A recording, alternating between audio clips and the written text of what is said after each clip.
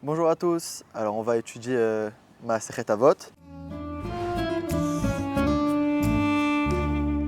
Déjà, petite introduction sur la Masechet Avot, c'est un traité de Mishnah qui a été écrit par les Zugot en particulier. C'est-à-dire que c'est une époque juste avant les Tanaïm, où c'est une petite époque très courte, donc on n'en parle pas tellement. Et l'œuvre la plus grande qui est sortie connue de cette époque, c'est la Masechet Avot, qu'on rentre dans la Mishnah, mais qui est un peu juste avant la Mishnah. Donc Masechet Avot, c'est une Masechet qui n'a pas de traité de Gemara, parce qu'elle ne parle pas de loi halachique.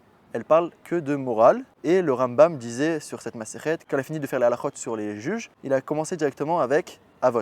Puisque les juges ont besoin de cette Masechet, c'est un traité qui nous donne une façon de vivre. Et comme si l'Avdil, si on pouvait comparer à un programme de journée, comment bien dormir, bien se lever, bien manger, bien vivre notre journée, bien travailler, bien se reposer, c'est vraiment, du côté spirituel, c'est ça en fait. C'est ce qu'il faut pour un juge, puisqu'il doit être totalement objectif, psychologiquement, totalement neutre avec les deux parties. Et on doit apprendre de ça. Et c'est la Masechet qui traite vraiment moralement de ce qu'on doit être moralement, juste avant de commencer à étudier les halachot. Ça s'appelle Avot parce que c'est la Masechet qui caractérise ceux qui enseignent, qui s'appellent les Avot. Et nous, qui étudions des maîtres, nous appelons les Toldot, du coup les enfants. Et donc on est sur le traité qui sera avant les lois.